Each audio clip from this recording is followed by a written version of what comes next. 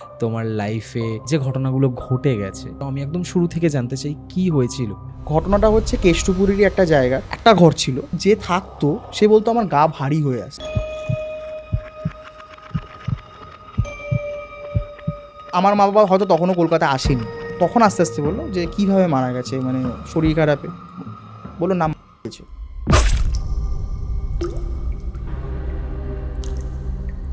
Normal শুয়ে আছে, একটা আকৃতি ওর মুখের সামনে, এরকমভাবে ও শুয়ে দেখছে ওর স্বামীর মুখের আকৃতি। তো রাত্রি 3টে বাজার সময় ও ভাবলো কে আমাকে দেখবে, না পর্দা দেয়নি। ও দেখছে পর্দাটা মানুষ যেভাবে টেনে দিল, সাইড হতে হতে পর্দাটা টেনে দিল। পর্দাটা টানার পর একটা ভয়েস এলো, লজ্জা করে না? বাড়ির বড় বউ তো, অসভ্য কেন? প্রস্তাবটাও তো ভালো থাকে, ওদেরও তো লজ্জা আছে। ঘরে এলো, ঘুম আসছে না, মাইন্ড ডাইভার্ট করতে এবারে আবার কম্পিউটারে বসলো। ও দেখলো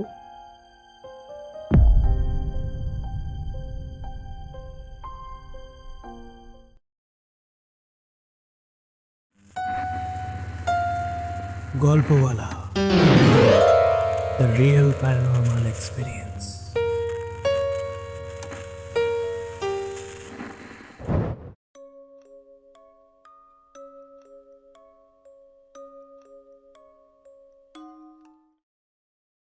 হ্যালো সম্প্রীত, হ্যালো অরিত্রদা। Welcome to গল্পওয়ালা।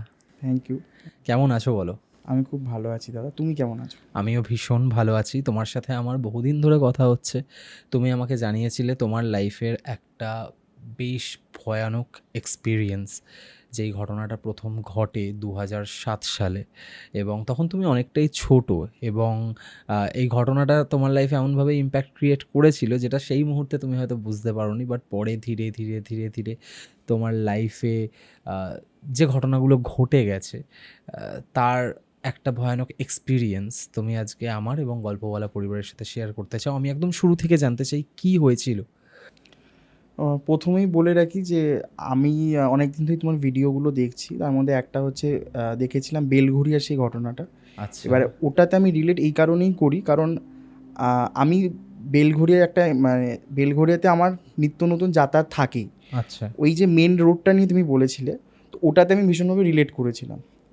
তো তারপরে তোমার চ্যানেলে দেখা, এবারে সেটা দেখে আমার যেটা মনে হয়েছে যে সবাই এই যে ঘটনাগুলো বলছে তাদের কনক্লুশনে তারা মুক্তি পেয়েছে বা মুক্তি পাওয়ার চেষ্টায় আছে, তাদের সাথে যে ঘটনাগুলো ঘটছে রিলিফ পেতে চায় অ্যাকচুয়ালি। তো আমার যে ঘটনাটা, এটা এতটাই অদ্ভুত, সেই সময় বুঝিনি। এই ঘটনাগুলো শুনতে শুনতে পরে আমি মানে বুঝি যে যে ঘটনাটা ঘটেছিল, যাদের সাথে বেশি হচ্ছে তারা রিলিফই পেতে চায়নি অদ্ভুতভাবে। পেতে চাইনি না, আচ্ছা তারা ওটা মানে তাদের লাইফের একটা পার্ট করে নিয়েছিল। আচ্ছা, আমি যখন ঘটনাটা বলতে থাকবো তুমি বুঝতে পারবে যে কেন ওরা পার্ট করে নিতে চেয়েছে, বা ওদের এটা মজবুরি কিনা জানি না, মানে দে উইশড যে এটা হোক, তাদের কোনো অসুবিধা নেই। আচ্ছা, বাইরের লোকের অসুবিধা হোক না হোক যায় আসে না, তাদের তো ক্ষতি হচ্ছে না অ্যাজ সাচ কিছু, তো তারা আর কোনো স্টেপ নেয়নি। আচ্ছা, তো শুরু থেকে বলি, ঘটনাটা হচ্ছে কেষ্টপুরেরই একটা জায়গার। আমি তোমাকে ছবিও পাঠিয়েছিলাম। বিল্ডিংয়ের স্ট্রাকচারগুলো একটু বুঝবে, কারণ ওই স্ট্রাকচারগুলো তুমি ওই যে ঘটনাগুলো ঘটেছে বিল্ডিংয়ের ওই স্ট্রাকচারের মধ্যে তুমি ডিফাইন করে বুঝতে পারবে যে জিনিসগুলো কী হয়েছে অ্যাকচুয়ালি। তোমাকে যে ছবিটা পাঠিয়েছিলাম ওখানে একটা রাস্তা চলে গেছে, একটা গেট আছে, তার পাশে একটা ফ্ল্যাট আছে, আর তার সাইডে একটা বাড়ি আছে। ওই বাড়ির যে শেষ মাথায় একটা ছোট ঘর আছে, পুরো ডেভেলপড একটা জায়গার মধ্যে। বাড়িটাও কিন্তু ডেভেলপ, বাড়িটা রং করা হয়নি এখন অবধি। মানে সেইবারও আমি তখনও যখন দেখেছিলাম, আজ থেকে, আর আমি ওই যেহেতু আমি কেষ্টপুরেই থাকি, আমার ভাড়া বাড়ি চেঞ্জ হয়েছে, এখন আমি পার্মানেন্টলি ফ্ল্যাটে আছি। কিন্তু আমি যতবারই ভাড়া বাড়ি চেঞ্জ করেছি, আমার স্কুলও সল্টলেকে, তো আমাকে খেয়া ক্রস করতেই হতো 7 নম্বর সল্টলেক, তো আমাকে ওই রাস্তাগুলো আমার অবগত, মার সাথে গেছি। তো ওই বাড়িটা তখনও কালার হয়নি। এখনও বাড়িটা আমি যখন গেলাম, মানে এখানে আসার আগে আমি একবার, মানে হয় না মেমোরি রিভাইভ করা যায়, একটু যাই গিয়ে দেখি, বাবাকে বলে গেলাম যে আমি যাই একটু বাড়িটাকে দেখে আসি। তো বাড়িটা যখন আমি দেখতে গেলাম, বাড়িটা ইনট্যাক্ট একই রকম আছে, কোনো চেঞ্জেস হয়নি। শুধু একটা এত বছর আগে যা ছিল, আগে যা ছিল, মানে জাস্ট গ্রিলের দরজা ছিল যখন আমি ভাড়া ছিলাম। এখন ওই গ্রিলটা গিয়ে জাস্ট একটা দরজা হয়েছে কাঠের সামথিং, যেটা নর্মাল আমরা ফ্ল্যাটে বা কিছু জায়গায় দেখতে পারি। বাকি জায়গা কালার হয়নি। আর আমরা যে জায়গাটা ভাড়া ছিলাম ওটা বাড়ির থেকে একটু ছোট, ওটা লাস্টের দিকে সবুজ রঙের একটা ঘর আছে ওখানে, ওই জায়গাটা আমরা ভাড়া থাকতাম। ওটা আমাদেরকে বলা হয়েছিল যে কমপ্লিট হবে, মানে যখন কমপ্লিট হয়ে যাবে তখন আমাদের মানে ভাড়া ছেড়ে চলে যাওয়ার কথা। যেহেতু এটা কমপ্লিট হচ্ছে না, টাকা পয়সা ওদের দিক দিয়ে একটু প্রবলেম চলছিল, তো ওরাও কনস্ট্রাকশনটা শুরু করেনি তখন অবধি। এবারে কেন হয়নি এটাও এটাও ওই ঘটনার সাথেই লিঙ্কড। আচ্ছা। তো যখন আমি ওই জায়গাটায় ভাড়া ছিলাম তার উল্টো দিকে ফ্ল্যাটটা হচ্ছিল। ওকে। ওই পুরো জায়গাটার মধ্যে পাশে যে ফ্ল্যাট দুটো দেখতে পাচ্ছি একদম পেছনের দিকে আর সাইডের দিকে, তখন কনস্ট্রাকশন হচ্ছিল। তো প্রপার কনস্ট্রাকশন হচ্ছিল। আর আমার বাবা বলে রেখে, আমার বাবা কনস্ট্রাকশন লাইনেই আছে। আচ্ছা। আমার বাবা এখন একজন সাকসেসফুল প্রমোটার, বাট তখন যেহেতু প্রমোটিংয়ের করতো না, এখন সে প্রমোটিং করে। তো সেই জায়গা থেকে দাঁড়িয়ে তার ওই যেহেতু তার প্রফেশন সেম, তো সেই জায়গা থেকে দাঁড়িয়ে যেখানে মিস্ত্রিরা কাজ করতো তো তারাও কথা বলতো বাবার সাথে যে দাদা কী করব, কারণ প্রমোটাররা তো বলে অনেক সময় বলে বেরিয়ে যা, মেন যে ইন্সপেকশন ইঞ্জিনিয়ার যারা করে আর কি। তো সেই জায়গা থেকে আমার বাবার থেকে ওরা মানে গাইড নিত যে দাদা এটা এরকম প্রবলেম হচ্ছে, কী করা যেতে পারে। সবসময় অনেক সময় আসতো না, প্রমোটাররা জাস্ট বলতো, প্রজেক্টের ব্যাপার ছিল। তো সেই জায়গা থেকে দাঁড়িয়ে আমার বাবার সাথে ভালো কথা ছিল, টাচে ছিল। এবারে যখন আমি এই বাড়িটাতে আই গেস এই 2 থেকে 3 বছর ছিলাম, ঠিক আছে। তো হঠাৎ করে একদিন কী হয় আমরা কিছু জানতাম না, তোমায় বলেছিলাম একদিন কারেন্ট চলে যায়, আর ওটা খুব গরমকাল ছিল। তো একদিন কি হয়, এবার আমি না বাবাকে কোনো দিনই সেরকম একটা ছোটোবেলা পেতাম না, কারণ আমি আমার হোম টাউন কলকাতা হলো, আমার বর্ন অ্যান্ড বটআপ এখানে হলো, আমার বাবা মা হচ্ছে কোচবিহার থেকে। আচ্ছা। তো দুজনেই কি হয়, আমার বাবা আমার যে দাদু ছিল যে কাজ করতো, তো সেই কাজটি আমার বাবা ধরেছিল সংসারের হাল ধরার জন্য। সেখান থেকে বাবা আস্তে আস্তে এগোয় ব্যবসা। তো আমার মাকে নিয়ে যখন বিয়ে হয় তাদের, তো তারা যেহেতু একই টাউন থেকে, কোচবিহার থেকে, তো তারা এখানে চলে আসে। এবার আমার স্কুলিং তো এখানেই হয়, সব কিছু এখানেই হয়। তো আমার বাবা যেহেতু তখন খুব মানে এত স্ট্রাগল করছে, আমার বাবাকে আমি খুব একটা ছোটোবেলা পেতাম না, মাকে পেতাম। এবারে দিনের বেলা যেহেতু বাবা কাজে থাকতো, আর দিনের বেলা সকালবেলা স্কুলে যেতাম, পড়তাম, পড়ে বিকেলবেলাটা একটু খেলতে বেরোতাম, তারপরে তো খেলাটাও বন্ধ হয়ে গেল এই সমস্ত ঘটনা জানার পরে। তো তখন এবারে মাকে আমি পেতাম, যখন রাত্রেবেলা বাবা আসতো তখন বাবার সাথে সময় কাটাতো। এবারে যখন কারেন্টটা চলে যায়, এবারে আগেকার দিনে কী হতো, কারেন্ট চলে গেলে আমরা সবাই বেরোতাম, গ্রামের দিকে হোক কি বা শহরের দিকে হোক, তখন আমরা বেরোতামই। তো বাবা অপেক্ষা করতাম, আমরা অপেক্ষা করতাম, বা পড়তে হতো না, সব থেকে বড় কথা পড়তে হতো না। তো ছোটোবেলা পড়ার, এবারে লাইট চলে গেছে, মোমবাতি, মানে আমি এমনও মনে পড়ে আমি মোমবাতিও লুকিয়ে রাখতে হতো, পড়তে না রাত্রে। তো আমি যখন বেরিয়ে গেলাম বাবার সাথে, এবারে বাবা আমার সাথে বেরিয়ে ওই যে তোমাকে জায়গাটা পাঠালাম, ওই গেটটা তো এখন হয়েছে, গেটটা তো আগে হয়নি, মেন যে কমপ্লেক্সের যে গেটটা, ওখানে বাবার আমি দাঁড়িয়ে, আর যে ঘর থেকে বেরিয়ে সবুজ যে ঘরটা, ওখান থেকে বেরিয়ে আমার মা আর দুজন ভদ্র মহিলা দাঁড়িয়েছিল। আমার মা বেরিয়েছে জাস্ট পাড়ার মহিলা যেরকম কথা বলে রাস্তায়, তো আমি আমার বাবার সাথেই ছিলাম। আমি শুধু কানে শুনেছি যে কোনো একটা কিছু কথা হচ্ছে, যে আমি ওই সময় ফিল করেছিলাম যে কিছু একটা বড় অদ্ভুত কিছু কথা হচ্ছে যেটা নর্মাল নয়, আমি এটাই মনে করেছি। মানে এরকম না যে কী খেয়েছো বা কি, এরকম কোনো কথা না। পরবর্তীকালে তো আমি আস্তে আস্তে বুঝি, মাকে আমি খুব প্রশ্ন করেছিলাম যার জন্য, এই যে খেলাটা আমার বন্ধ হয়ে গেল, মা কেন আমাকে বেরোতে দেওয়া হচ্ছে না, কেন স্কুল করবো, মানে স্কুল করে সবসময় এসে কেন ঘুমাবো দুপুরবেলা, আমি তো খেলতে যাবো, তখন নেট ছিল না যে আমাকে মোবাইল দিয়ে বসিয়ে দেবে।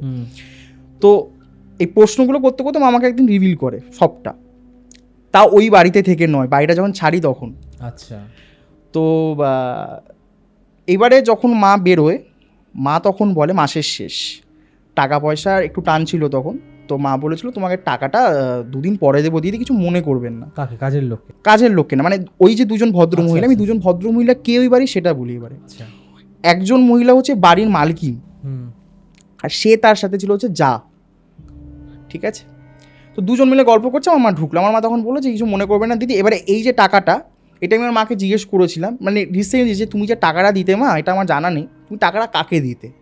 বলছে যে মালকিন আমি তাকেই দিতাম, আমার যে থাকছে, যে যাটা থাকছে তোমার পাশের যে বাড়িটাতে, তো তাকে দাও না তুমি। বলছে তাকেও দিই, সে হয়তো দিয়ে দেয়, বাট সে মাঝে মাঝে যেহেতু আসে আমি তার হাতেই দিই, কারণ সে বাড়ির মালিক যেহেতু। তা আমি বললাম আচ্ছা। তো তখন এবার যখন বললো, তখন বাড়ির মালকিন বললো যে ঠিক আছে, কোনো অসুবিধা নেই, তোমাদের যখন হবে দিও, প্রবলেম নেই। এই মোমেন্টে যখন কথা হচ্ছে অনেক কিছু নিয়ে, গরম পড়েছে, এত কিছু নিয়ে কথা হচ্ছে, ওই রাস্তা দিয়েই একটা মহিলা যাচ্ছে ব্যাগ নিয়ে তড়িঘড়ি করে, একটা পাস করছে আর কি, মানে সে মানে তার চলাফেরা দেখে এটাই মনে হচ্ছে যে তাকে যেন কেউ দেখে না নেয়, সে ওদিক দিয়ে পাস করতে পারলেই আর কি বাঁচি। তো ওরা দুই মহিলা দুইজনেই আর কি চোখে পড়েছে। এবার আমার মা চেনে না, তো দুজন কী রে তুই কাজে আসিস না, মাস গেলে তো টাকা নিস, তাহলে কাজে আসিস না কেন, তোর কী হয়েছে, তো কোনো খোঁজও নেই, তোকে ফোন করলে ফোন ধরিস না। তো তখন সে বলে যে তোমাদের বাড়িতে কাজ করা যায় নাকি। তখন না বলো, এবারে আমার মা না শুনছে দাঁড়িয়ে, কারণ ওটা তাদের পুরোপুরি তাদের পারিবারিক ব্যাপার। আমার মা ভাড়াটিয়া, আর আমাদের ছোটোবেলা থেকে আমি যেটা দেখেছি, অনেক বছর তো ভাড়া ছিলাম, এটা মনে হয়েছে যে তারা বাড়িওয়ালা, তাদের ব্যাপারে মানে সবসময় মিন করা হতো যে তোমরা ভাড়া মানে তোমরা ভাড়া দিচ্ছ। ওই জন্য যখন ফ্ল্যাটে ঢুকেছিলাম তখন খুব ভালো লেগেছে, যেটা এবার নিজের ফ্ল্যাট একদম। তো ওই জন্য ওইটা ছোটোবেলা থেকে দেখতাম। একটু কিছু খেলতে যাবো, কিছু ভেঙে যাওয়ার ভয় থাকে, তো মা বেরোতে দিত না, বা ওরা বলতো যে এখানে খেলা যাবে না। মাঠও ছিল না, কেষ্টপুরের জায়গায় সেরকম কোনো মাঠও নেই। তো আমার মা ঢুকে, আমার মা শুনছে শুধু দাঁড়িয়ে কী হচ্ছে। তো তখন বললো যে তোমাদের কাজ করা যায় না। তখন হচ্ছে কেন, কী হয়েছে, এতদিন তো কাজ করলি, টাকাও তো নিচ্ছিস, ভালোই টাকা নিচ্ছিস। তখন বলছে যে দাদাবাবু মেরেছে। তো যে মালকিন আর কি তখন বলছে কেন মেরেছে, নিশ্চয়ই কিছু করেছিস, নাহলে মারবে কেন। আচ্ছা। আমার মা তখন বলছে, এবার আমার মা জানে না যে ওদের ফ্যামিলিতে কতজন মেম্বার বা কিছু, জাস্ট জানে এই দুই ভদ্রমহিলাকে দেখেছে। আর পুরো ডিলটাই আমার বাবা করতো। ওই মোমেন্টেতে আমার বাবা ছিল না, আমার বাবা আমার সাথে সময় কাটাচ্ছিল সামনে বেশ কিছুটা ডিস্টেন্সে। তো তখন আমার মা মনে মনে এটা ভাবে যে এটা তো একটা ডোমেস্টিক কেস হয়ে যাবে, মানে এরকমভাবে মারছে, কাজের লোক দেখে কি কোনো। আমার মাও তখন দেখছে আমিও ভাড়াটিয়া, মানে দুজনের স্টেজ এক না হলেও আমার মা হচ্ছে যে গরিব মানুষ দেখে তার উপর অত্যাচার তো করা যায় না। তো আমার মা তখন হলো 1 মিনিট মারছেন মানে মানে তখন আমার মা ঢুকলো আর কি বিষয়টা। তখন বলছে যে দাঁড়ান দিদি, আমি কথা বলছি, আমি বলছি আপনাকে। তখন বলছে যে তোকে মেরেছে কেন, কি করেছিস। তখন বলছে কি করব, রাত্রি 2টোর সময় আমার বাড়িতে, আমি গরিব, টাকা দিয়ে তো সব কিছু হয় না, আমি দেখলাম যে এরকম ফ্ল্যাটে বেশ কিছু দিন ধরে কাঠ পড়ে আছে, অনেক কিছু দেবে কনস্ট্রাকশন সাইটে অনেক কিছু নষ্ট হয়, মানে আমার বাবা যদি এই লাইনে আছে আমি নিজেও দেখছি অনেক মাল নষ্ট হয়। তো সেই জায়গা থেকে দাঁড়িয়ে ও ভাবলো যে এই মালটা তো অনেক দিন ধরেই পড়ে আছে কাঠগুলো। এবার তখনকার দিন সবার তো স্টোভ থাকতো না, সবাই কাঠেও অনেক সে কাঠেতে রান্না করতো, উনুন জ্বালাতো, উনুনে গিয়ে করতো, রান্না করতো। তো ও ভাবলো যে ঠিক আছে, কেউ তো দেখবেও না, লেবার মিস্ত্রি তো ভেতরেই শুয়ে থাকে, অনেক সময় তো অনেকে থাকেও না, বাড়িও যায়। তো ও ভাবলো যে একটা জায়গা পড়ে আছে নিচে ফাঁকা জায়গাটা, নিয়ে নি, তুলে নি, কে দেখতে যাচ্ছে। ও তুলেছে, যখন বেরোবে ও একটা বাঁশ দিয়ে বেরো মার খেলো, কোমরে বাড়ি খেলো বাঁশ দিয়ে। এবারে ফ্ল্যাটের তো বাঁশ থাকবেই, বাঁশ বা কাঠের জাতীয় জিনিস থাকবেই। ও যখন মারটা খেলো, ওনা কোনো মানে ও কোনো ভয়েস শোনেনি, ও জাস্ট শুধু মার খেলো, মানে 2-1টা বাড়ি খেয়েছে, ও দেখতে পায়নি কে মার খেয়েছে। এবারে ও জানতো যে ওদের বাড়িতে কিছু সমস্যা আছে, যে মাসিটা, কিন্তু ওর সাথে কিছু হয়নি তখন অবধি। এবার বাড়িতে সমস্যা, ও হচ্ছে দেখলো যে এবার বাড়ির বাইরে ওর সাথে সমস্যাটা হলো, মানে বাড়িটা যদি এখানে হয় তাহলে বাড়ির পাশে হচ্ছে ফ্ল্যাট কনস্ট্রাকশনটা হচ্ছে, ও বাড়িতে ঢুকে রাত্রিবেলা কানা দেখছে 12টা-1টা বাজে, কে যাবে, আমি কাঠটা নিয়ে চলে যাই। আর ও কাছাকাছিই থাকতো। যখন মার খেলো, ও এত মানে কাউকে দেখতে পায়নি, ও ভেবেছে কোনো মানুষই হয়তো ধরা দেখেছে বা কিছু, ও ভয় পেয়েছে, ওর বহুত জ্বর এসছে শরীরে, ওর জ্বরের জন্য ও আর উঠতে পারেনি, কোনো বাড়িতে কাজও করতে পারেনি। তো তখন মাসিটি বলে যে এরকম আমার সমস্ত তো হয়েছে। বাট আমার মা ভাবছে দেখেনি, মানে প্রথমে ভাবলো যে ডোমেস্টিক কেস, যে এরকম বাড়ির লোকের মারা যায় না, তখন আমরা দেখতে পাইনি, মেরেছে, এটা বুঝলাম না। ঠিক আমারও যেরকম রিয়াকশান তোমার যেন, আমার মায়ের ওরকম রিয়াকশান। আমার মা তখন বললো যে কে মেরেছে দিদি, বুঝলাম না, মানে দেখতে পাইনি, মার খেয়েছে। তখন এবারে মাসিটা বলছে তোমার বাড়িতে কাজ করতে আসি দেখে আমি এই যে 1 সপ্তাহ আসতে পারলাম না, এর ক্ষতিপূরণ তো তোমরা দেবে না, আমার তো 2টো বাড়ির কাজ চলে গেল, এই টাকাটা কি তোমরা দেবে না। তো তোমার বাড়ির কাজের জন্য আমি 3টে বাড়ির কাজ নষ্ট করতে পারবো না, আমার দরকারই নেই তোমার বাড়িতে আসা, তুমি যত টাকাই দাও। ওর কাজ করবে না বলে চলে গেল। তো এটা বলো দেখো এখন খুঁজতে হবে, কি জ্বালা বলো তো, মানে আমার মাকে বলছে। উনি চলে গেল, এখন আমার বলছে হ্যাঁ সে তো বুঝলাম, বাট উনি যে মারটা খেলো, কথা শুনে তো মনে হচ্ছে না মানুষ মারছে, আমি ভেবেছিলাম মানুষ মেরেছে, আমি জন্য জিজ্ঞেস করলাম আপনাদেরকে, আপনারা থামিয়ে দিলেন।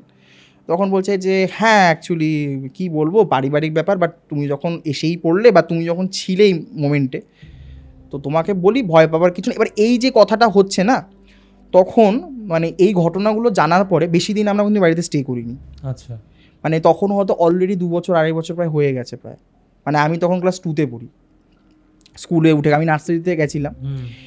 এবার একটা বলে রাখি, এই যে আমরা এই বাড়িটায় উঠেছিলাম তার আগেও ওই কেষ্টপুরের মধ্যে আমরা ভাড়া বাড়িগুলোতে থাকতাম বিভিন্ন জায়গায়।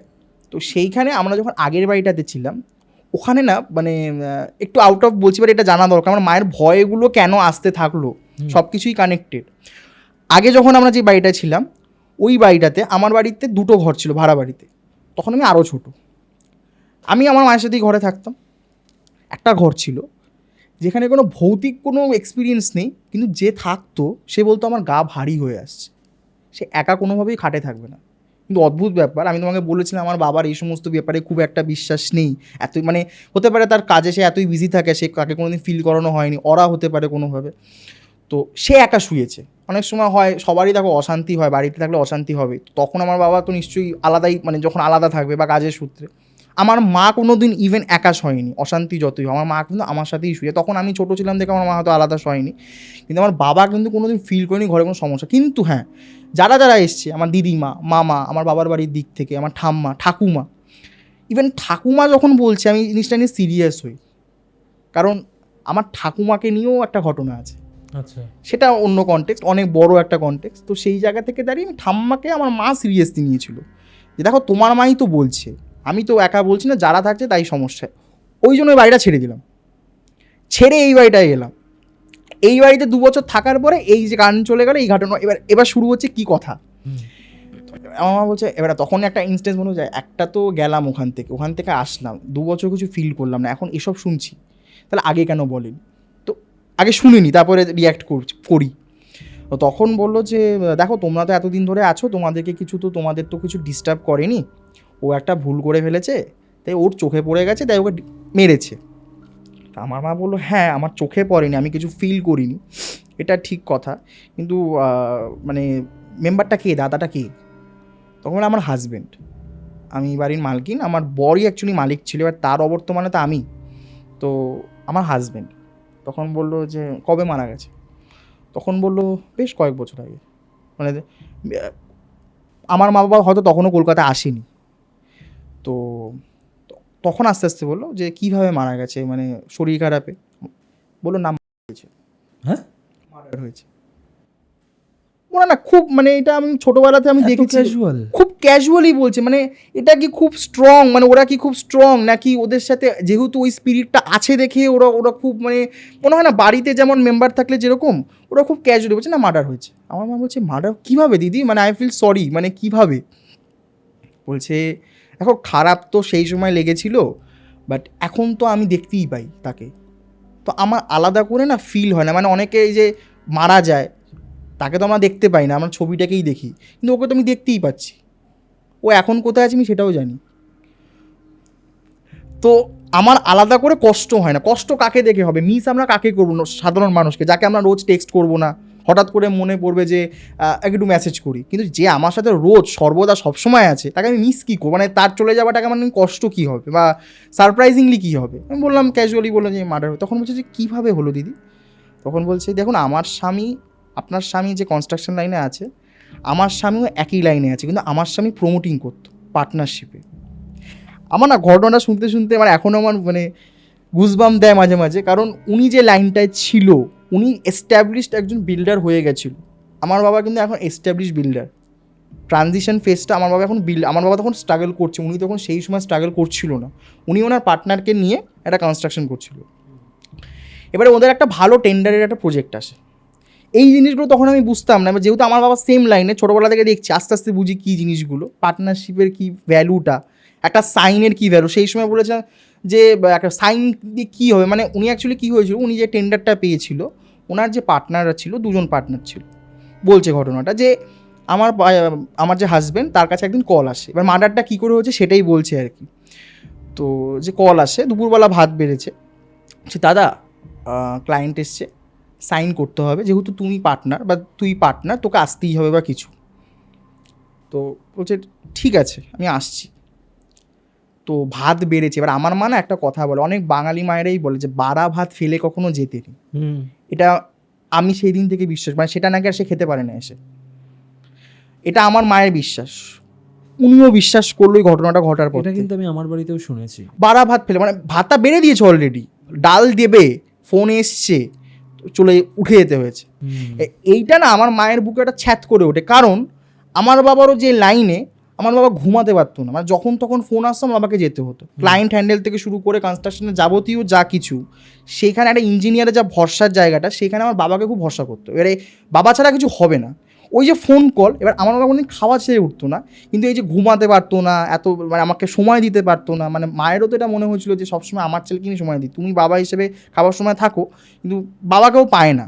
এই জন্য আমার মায়েরও খারাপ লেগেছিলো যে উনিও তেমন ওনার ফ্যামিলিকে টাইম দিতে পারতো না, উনি এস্টাবলিশ, যেখানে ওনার দায়িত্বও বেশি। তো সেই জায়গা থেকে দাঁড়িয়ে উনি যখন বেরিয়ে যেত, ওনার বাবা আটকে ছিল যে যেও না, আমার মাও যেরকম বলে যে যেও না, খেয়ে যাও।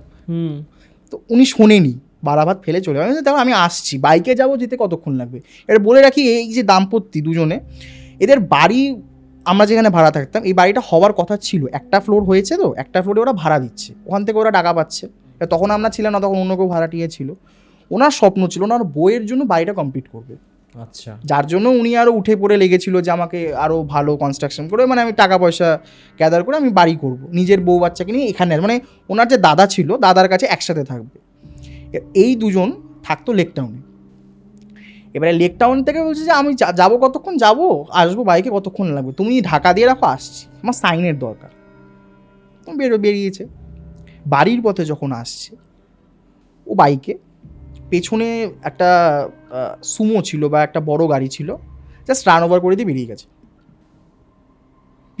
বেরিয়ে যাকে বলে, ধাক্কা দিয়েছে, ও পড়ে এমনি মারা যেত, কিন্তু ওটাতে ওরা স্টপ হয়নি, মানে ওরা স্যাটিসফাই হয়নি, ওকে ওর বডির উপর দিয়ে বেরিয়ে গেছে রান ওভারে। তখন জানো তো, তখন এই ঘটনাটা যদি আমি এখন শুনতাম, আমি পুরো ডিটেলসে ওদেরকে জিজ্ঞেস করতে পারতাম যে কোন হাইওয়ে, সার্ভিস রোড নাকি লেকটাউনের কোন জায়গাটা। লেকটাউন থেকে কেষ্টপুর যাওয়ার একটাই রুট, বাট ও কোথায় যাচ্ছিল, ওই সাইনটা কোথায়, সেটা তো আমরা জানি না। ইভেন ওর বউ হয়তো সেই সময় জানতো না। আমার মাই অনেক কথা জায়গায়, আমার বাবা কোথায় যাচ্ছে কাজ করতে বা কিছু। এই যে মারা গেল, আমার মা তখন বললো, আমার একটা কথা বললো যে আচ্ছা, এই যে মারা গেল, তুমি তো জানো, তুমি বলছো মার্ডার হয়েছে, তুমি কেস কেন করলে না? তুমি জানো যে এরা দুজনই মেরেছে যখন। আচ্ছা, ওনারা জানেন? হ্যাঁ, বলে দিল যে এরা পার্টনার, এদের অর্থের লোভ, মানে লোভ ছিল, মানে ধরে নাও একটা অ্যামাউন্ট তিনজনের যেখানে ভাগ হবে, সেখানে একজনকে সরিয়ে দিল, তো তারা নিজেদের ভাগে তো আরও বেশি পাবে। আর এই জায়গাগুলো ডিলের প্রায় কোটি কোটি টাকার হয়, তো সেই জায়গা থেকে দাঁড়িয়ে সেই কোটি টাকার ভাগটা ওরা পেয়ে যাচ্ছে, ও পাচ্ছে না, ওকে সরিয়ে দিই। আর এই জায়গা থেকে ওর স্ত্রী যেটা বললো, ওদের টিমে ওদের 3 জন ছিল, ও বেশি স্কিল ছিল। মানে এটা আমার আরও কেন রিলেটেড আমি তোমাকে বলি, আমার বাবাও এখন পার্টনারশিপেই বিজনেস করছে, ঠিক আছে? আমার বাবার স্কিল আর বাকিদের স্কিল আছে, কিন্তু আমার বাবা একমাত্র ইঞ্জিনিয়ারিংয়ের যে ভাষা তোমরা যেটা বলবে, সিভিলের যে ব্যাকগ্রাউন্ডটা, সেটা আমার বাবা বুঝতে পারে, কিন্তু আমার বাবার কোনো ডিগ্রি নেই। আচ্ছা। ওনার হয়তো ডিগ্রি ছিল, তো এই যে ওনার স্কিলটা, এটাও অনেকে হিংসার কারণ হতে পারে, ওনার বউ বলছিল, কারণ আমার বরের ডিপেন্ডেন্ট ছিল টিমটা। তো যখন দেখলো যে একে বেশি দিচ্ছে, খাচ্ছে বেশি, আর খাবে না কেন, স্কিল বেশি, ওকে সরিয়ে দিই।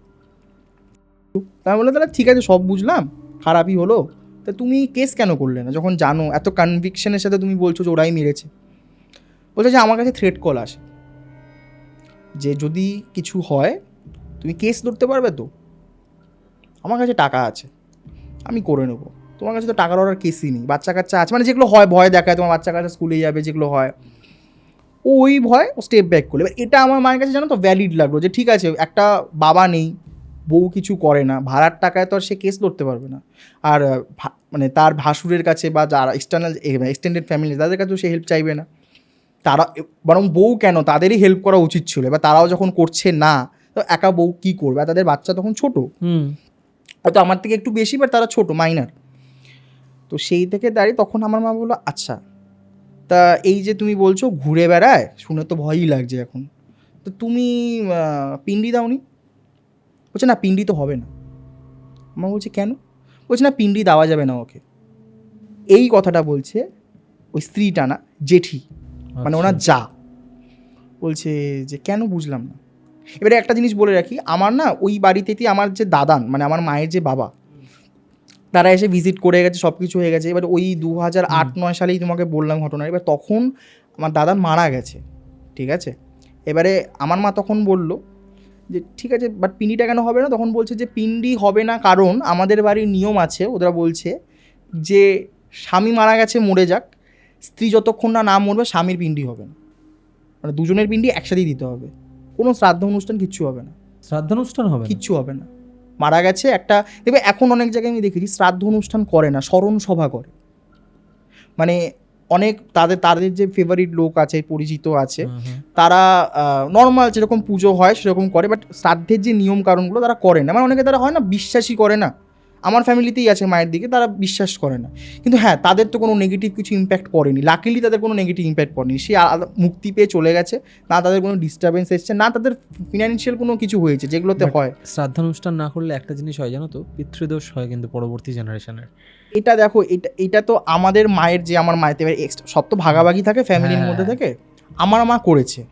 আমার দিদিমা কিন্তু এই সমস্ত নিয়ম, আমার মা ওই নিয়মটা প্রথম শুনলো যে ফ্যামিলির স্বামী মারা গেলে, এবার আমার মা তখন ওই লাইনটা বললো, তোমাকে আমি আগেও বলেছিলাম যে দাঁড়াও, আমার বাবা তো মারা গেছে আগের বছর, তাহলে কি আমার মা না মরলে আমার বাবার পিণ্ডি হবে না? সে তো কষ্ট পাবে। তখন বলছে দেখো কিছু করার তো নেই, আমাদের বাড়ির নিয়ম, আমাদের শাশুড়ির সময় আগে থেকে হচ্ছে। এবার আমরা জানছি আমরা অনেক দিন ধরে সংসারে আছি, এবার আমরা তো ফট করে এসে সিস্টেম চেঞ্জ করতে পারবো না। তো এটা বউয়ের একটা হাউস হোল্ডের মজবুরি থেকেও কথাটা অ্যাঙ্গেল থেকে বলছে কথাটা, ঠিক আছে? কারণ ওরা যতই সংসারটা পরিচালনা করুক, মেন কল তো অ্যাজ আ প্যাট্রিক্যাল সোসাইটি তো একটা ছেলেই বলবে, তারা দেখেছে তাদের বাবা মার এটাই করে এসছে।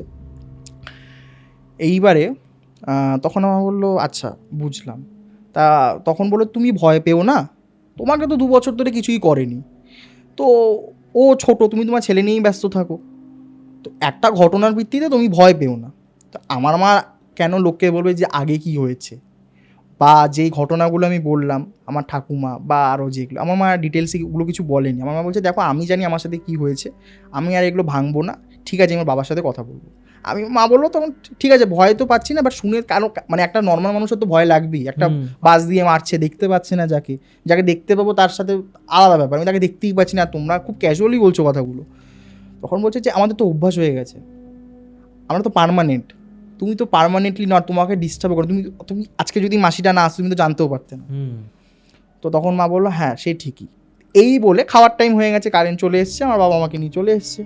বাবা কথাটা না শুনেছে, তা আমি তখন না বাবার সাথে বললাম বাবা দাঁড়া এই শুনি গল্পগুলো। বাবা বলছে তুই আমার সাথে যাবি, এগুলো শুনে কী হবে, পড়াশোনা কর। তো আমার এগুলো ভালো লাগে না, বাবা আমাকে নিয়ে গেছে, কিছুটা শুনেছে যে এরকম বাড়িতে কিছু প্রবলেম আছে একটা, শুনে বেরিয়ে গেছে আর কি, পুরো ঘটনাটা কিছু ডিটেলসে শোনেনি। এটা আমি যখন ফিরলাম বাবার সাথে, খেতে বসেছি, খেতে বসার সময় মা আমার সামনেই ডিসকাস করলো, ভুল করলো ডিসকাস করে। এই যে মানে এটা আমি মনে করি যে কোনো বাচ্চার সামনে না ডিসকাস করতে তাদের প্রশ্ন বেশি থাকে। ছোটোবেলা থেকেই আমার এই জিনিসগুলোতে এত ছোটোবেলা থেকে আমি একদিনও হয়নি, মানে আমি না গল্প না শুনে ঘুমাতে পারতাম না, মায়ের থেকে আমাকে গল্প শুনতেই হবে। আমারও মানে গল্প সেটা ভূত হোক, রাজা হোক, পজিটিভ হোক, নেগেটিভ, আমার যায় আসে না, আমার একটা গল্প চাই। তো আমার এবারে মা বলছে যে এরকম শুনলাম, এরকম নাকি ঘুরে ঘুরে বেড়ায়, তুমি একটু দেখো বাইরে যদি কিছু পাও। বলছে তোমার আবার শুরু হলো, তাহলে এরকম প্রত্যেকটা বাড়িরই তো একটা করে ইতিহাস থাকবে, তাহলে কি আমি এরকম বারবার করে চেঞ্জ করবো? তখন বলছে দেখো 2 বছর তো এমনিই হয়ে গেছে, একটা তো এগ্রিমেন্ট থাকেই, তো এই বাড়িটাও তো হচ্ছে না, কনস্ট্রাকশনের তো কোনো নামগন্ধ নেই। শুরুতে কথা হচ্ছিলো যে যখন কনস্ট্রাকশন শুরু হবে, কমপ্লিট হয়ে যাবে, তখন আমাদেরকে ছেড়ে দিতে হবে, কারণ ওরা তখন লেক টাউন থেকে মানে ওই ভদ্রমহিলা তার সন্তানকে নিয়ে এখানে উঠবে, তা কনস্ট্রাকশন তো শুরুও হচ্ছে না, তো মানে এই বাড়িটা কবে হবে তার ঠিক নেই।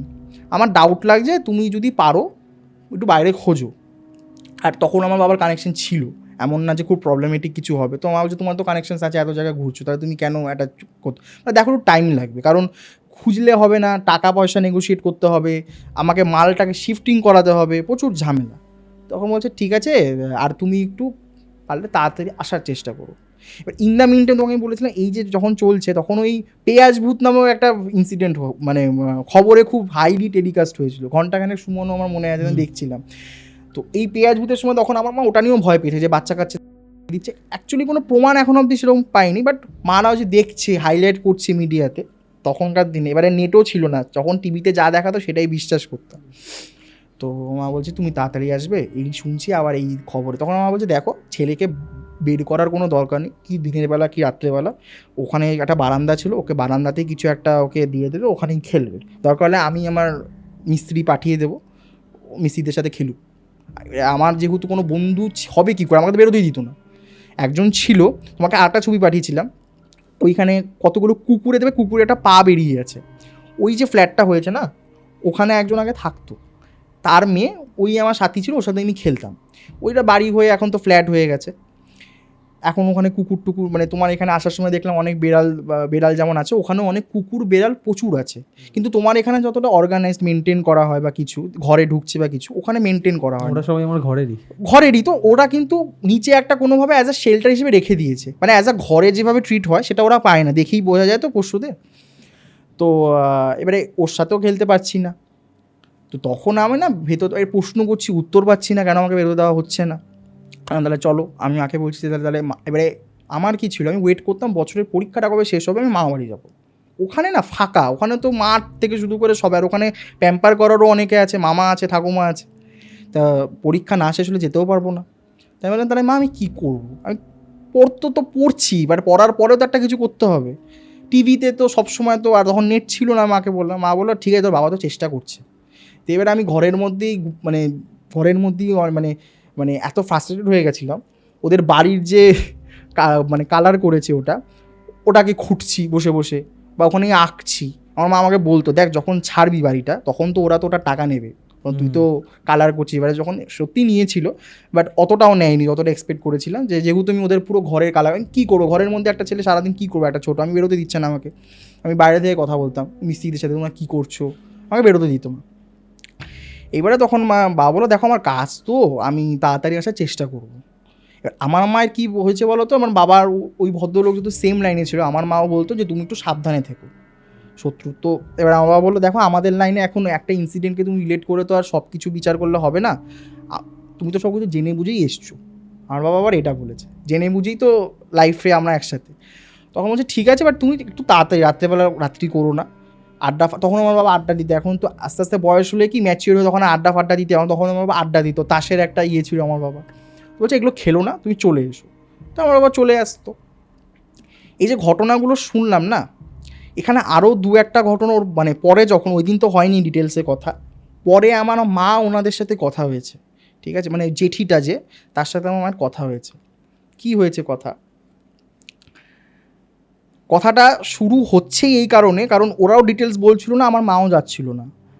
কি হয় আমার সাথে, এবার আমার সাথে একটা খুব ন্যাস্টি জিনিস হয়।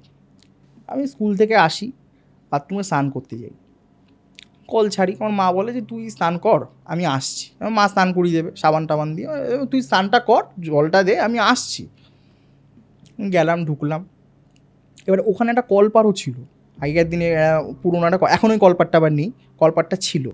আমার মা ওখানেই কাপড় টাপড় কাচতো, বাথরুমে জল। এবারে কী হলো, ওই যে বাথরুমটা আমরা ঢুকলাম, ওই বাথরুমে আমি ঢুকে স্নান করছি, শাওয়ার পড়ছে।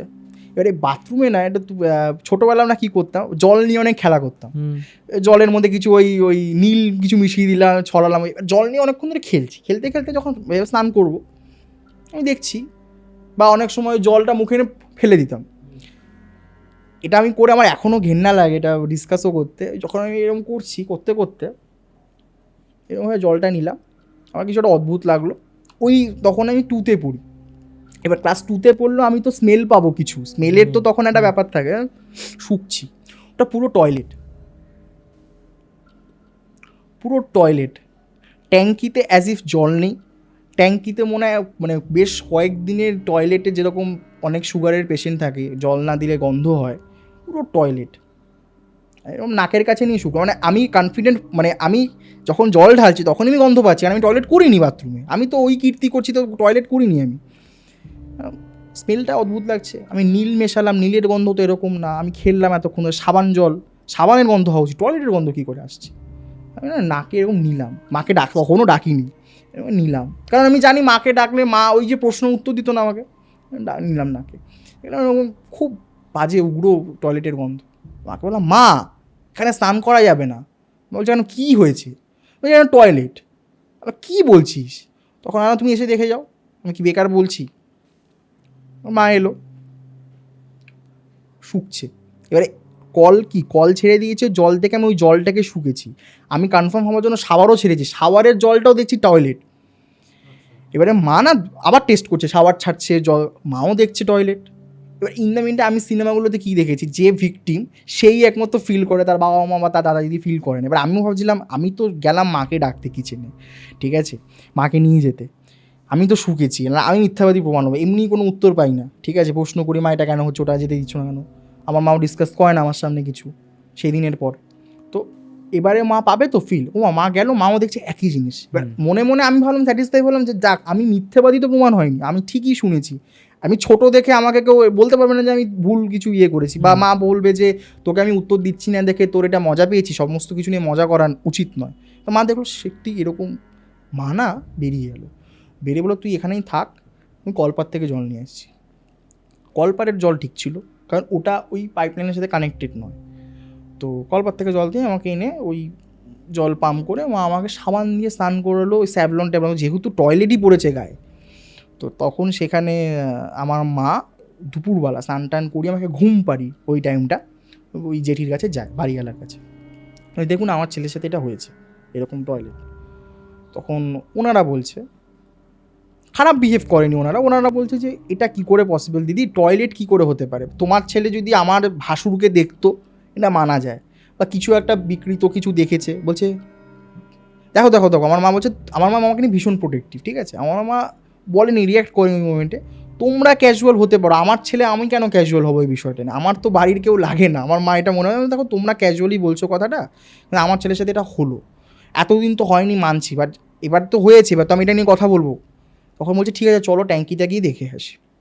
এবার ছাদেও যেতে পারতাম না, ওনারা ছাদে এবার অ্যাক্সেস দিল, এবারে গেলাম, আমিও গেছি, মানে আমি না ঘুম থেকে উঠেছি, উঠে দেখছি মা নেই।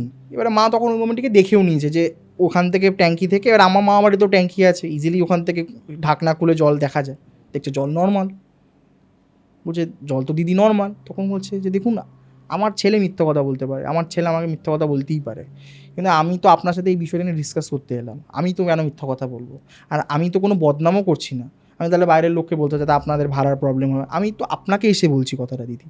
তখন বলছে যে দেখো কোনো ভুল হবে বা কিছু হবে, এটা মানে ও তো এরকম করে না, মানে ও যা যা করে সেগুলো আমি জানি কি কি করতে পারে, আচ্ছা, জানি কি কি করতে পারে, এরকম বলছে কি করতে পারে।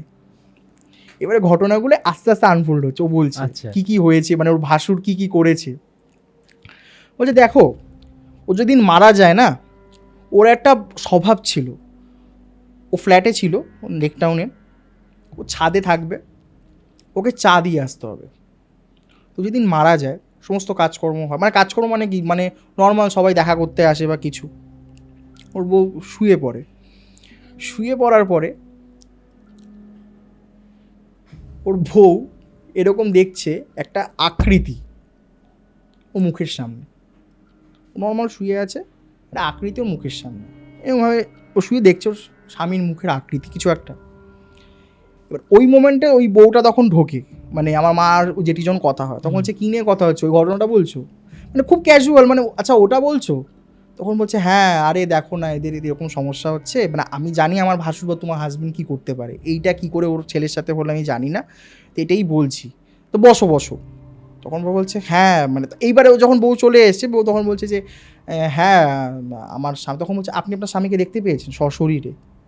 তখন বলছে না সশরীরে কী করে দেখবো, শরীরটাই তো নেই, আমি ওকে দেখতে পাই অ্যাজ আ আকৃতি, মানে একটা ইলিউশনের মতন, ঠিক আমি যদি জেনজি ভাষায় বলি মিস্টার এক্সে যেরকম দেখানো হয়েছে একটা আকৃতি, ঠিক ওরকমভাবে আমি একটা দেখতে পাই যে আমার সাথে আছে, কথা বলছে।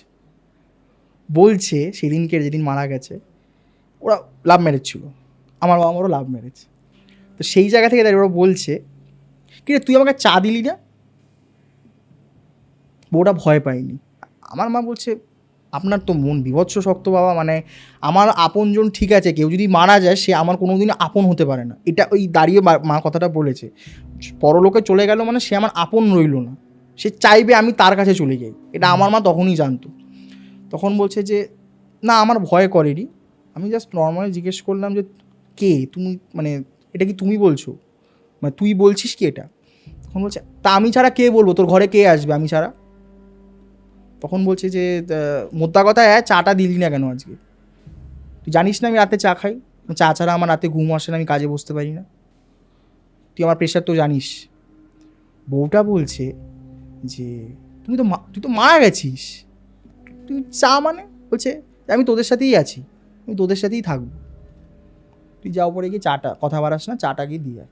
এবার এখানে একটা জিনিস বলে রাখি, ডমিনেটিং শুনতে লাগছে, বাট যে ওই যে বললাম প্যাট্রিকের সোসাইটি, মানে ওদের মধ্যে ওরকম একটা আন্ডারস্ট্যান্ডিং ছিল যে মা মায়ের সেক্টর বা বাবা এবার চাটা দেবে, যেহেতু এবার ও বলছে রাগ হয়েছে চা দেয়নি, ওইভাবে বলছে যে মোদ্দা কথায় আয়, তোকে যেটা বলছি তুই আয় চা দিয়ে উপরে, তুই ঘুমা রেস্ট নে, আমি তোদের সাথেই আছি, তোকে এত ভাবতে হবে না। ও কী করলো, ও উঠলো, উঠে চাটাকে দিয়ে এলো। আমার মা বলে এটা আপনি রোজ দেন? বলছে হ্যাঁ রোজই দেই, এই জন্য তো রাতে থাকি না। আর কথাটা কখন হচ্ছে, বিকেলে হচ্ছে, মানে ও রাতে চলে যাবে। আর সেদিন যে কারেন্টটা চলে গেছিলো তখন 8টা বাজে, ওর গাড়ি নেই, ও চলে যাবে কেষ্টপুর থেকে লেকটন, এমন কি ডিস্টেন্স। তখন মা বলছে আমি একটা জিনিস বুঝতে পারলাম না, তোমার মা যার সাথে কথা বলছিল ওই জেঠিমা, তারা কোন জায়গাটা থাকতো তোমার বাড়ির পাশেই? পাশে ওই যে সবুজ রঙের একটা ঘর আছে, তার পাশে যে একটা বাড়ি যেটা কালারে হয়নি এখনো, আচ্ছা। সেই বাড়িতে থাকে। আর এই যে মহিলা, মানে যার হাজবেন্ড মার্ডার মারা গেছে। হয়েছিলেন, হ্যাঁ। তিনি কোথায় থাকতো? এরা দুজন দম্পতি লেকটাউনে থাকতো। আচ্ছা, মারা যাওয়ার পর কোথায় থাকতো? মারা যাবার পরে ও দেখা করতে আসতো জায়ের সাথে, যেহেতু ডিস্টেন্সটা আচ্ছা, কাছাকাছি। আর আচ্ছা, বাড়ি তো পুরোপুরি তো ওনারশিপ ছেড়ে দিতে পারে না, হুম, তাদের 2 ভাইয়ের নামেই তো ভাগ আছে। এবার সেও ভাড়া পেতো, এরা তারা তাদের মতো ভাগ করে নিত, আচ্ছা। ওটা তাদের ইন্টারনাল ব্যাপার। আর উনি যে বলছেন উনি চা দেন প্রত্যেকদিন রাত্রেবেলায়, সেটা কোথায় দেন? লেকটাউনে দেন? লেকটাউন ফ্ল্যাটে, ওদের ফ্ল্যাটে। আচ্ছা, আরে রিচটা বুঝতে পারছো, মানে আমি ভাবতাম যে একটা জায়গায় ভৌতিক এড়িয়ে থাকতে পারে, বাট বিভিন্ন ঘটনা শোনার পরে আমি বুঝতে পারলাম আত্মা যে কোনো জায়গায় যেতে পারে, হুম, যখন ইচ্ছা যেতে পারে। তখন আমি আমি ঘটনা এটাই ক্ল্যারিফাই করতে চাই। হ্যাঁ, মানে ও লেকটাউনে উনি ফ্ল্যাটে করছে, ও এখানেও আছে, এখানেও বাস দিয়ে মারছে। আচ্ছা, মানে ওর রিচটা ভাবো, ও কিন্তু ওর জোনেই আছে, ওর ফ্যামিলির পার্টেই আছে, ও কিন্তু আর ওর কাজের লোকটা কেন মারলো? কারণ আমরা দেখেছি একটা জিনিস, আমাদের বাড়ির ইয়েতে, আমার বাড়িতে যে মাসি আছে, যেহেতু এত বছর ধরে কাজ করছে না, একটা অধিকার জন্মে যায়। কী রে তুই এভাবে আছিস কেন, এই ওকে দাও খেতে দাও এটা, বা তুই এটা এরকম করছিস কেন, তোকে না বললাম কাল আসতে, নর্মাল যেটা অনেক দিন ধরে আমরা থাকে। ও দেখছে যে আমার বাড়ির কাজের লোক, সে চুরি করবে কেন, তাকে কি টাকা কম দেওয়া হয়? হুম, এটা তার বরের মেন্টালিটি, ওই জন্যই ওরা এতটা, নিশ্চয়ই কোনো দোষ করছিস না, তোকে মারবে কেন।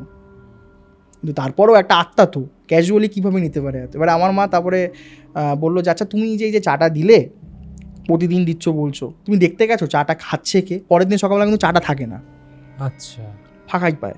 সকাল 6টায় যায়, 7টায় উনি ওঠে, সকালবেলা উঠে ছাদে যায়, অনেকে যায়, উনি গিয়ে দেখে কাপটাই নিতে যায়, বেসিক্যালি দেখে চাটা নেই। বলছে তোমার স্বামীর সাথে কি রাতেই কথা হয়? বলছে না, দিনের বেলাও কথা হয়, সর্বক্ষণ কথা হচ্ছে, এই যে আমি তোমার সাথে কথা বলছি সেটাও জানে কথা বলছি। ও যে এত ক্যাজুয়ালি বলছে না, আমার মা বলছে ভাই, মানে মনে মনে বলছে যে ও ক্যাজুয়াল, ওর হাজব্যান্ড আমার হাজব্যান্ড নয়, আমার ফ্যামিলি আছে। ও বলছে ওর হাজব্যান্ড জানে কোথায় আছে, কি করছে, ঠিক আছে। আমি যে কথা বলছি তখন বলছে আচ্ছা, তখন আমার বলছে আচ্ছা তোমরা এই কনভারসেশনটা যে আমার সাথে করছো, দেখো আমার ছেলের সাথে প্রবলেমটা হয়েছে, তাই আমি তোমাদের সাথে কথা বলতে এসেছি, ঠিক আছে। তুমি বলছো তোমার হাজব্যান্ড জানে আমি কথা বলছি, তো কী গ্যারান্টি আছে প্রবলেম হবে না? বলছে না, প্রবলেম হবে না। এটা কেন হয়েছে আমি জানি না, ওদের কাছে কোনো এক্সপ্লেনেশন নেই, আমার মাও কিছু বলতে পারে, কারণ আমার মা নিজে দেখেছে জল কিছু প্রবলেম নেই, কিন্তু তখন ছিল টয়লেটই পড়েছে আমার গায়ে। এবারে বলছে যে না, কোনো প্রবলেম হবে না, তুমি শুনতে পারো, কোনো অসুবিধা নেই। এবারে দেখো, যতই ভয় থাকুক, একটা না কিউরিসিটি মায়েরও থাকে। হ্যাঁ, এবারে মা তখন বলছে আচ্ছা বলো, তুমি কোনো দিন তার মানে যাওনি?